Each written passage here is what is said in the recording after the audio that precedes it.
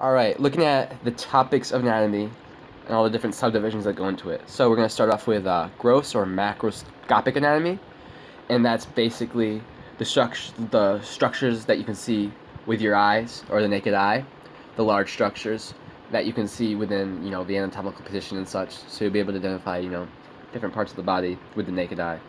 So not really much else to explain about that. The heart, kidneys, lungs.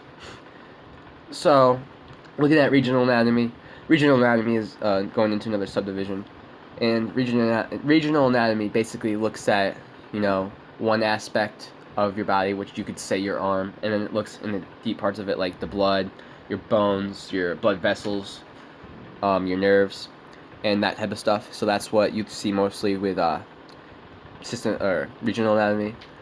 Systematic anatomy would basically be just the systems, studying the study of the systems within the body.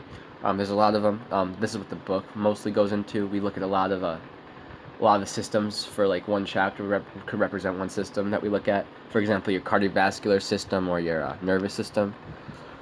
Also looking at surface anatomy, which is basically looking at the internal structures from the skin aspect. So for example, you're just looking at like the back of the scapula and you can see that it's out of place. You can see that internal structure out of place just by how the shape of the skin is, and it's just not right.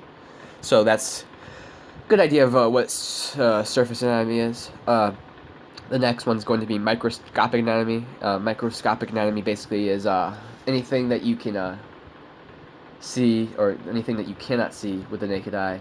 For example, studying the tissues, basically slicing a piece of tissue, putting it on a piece of glass, and using a microscope to see it. That is a small division of it. Microscopic anatomy also has two other subdivisions within that, which is cytology and histology. Cytology is basically the study of cells, and histology is the study of tissues. This chapter or this book will definitely focus a lot on the histology part, and definitely looking at anatomy and such. Developmental anatomy, which is basically looking at the study of yourself as the young part.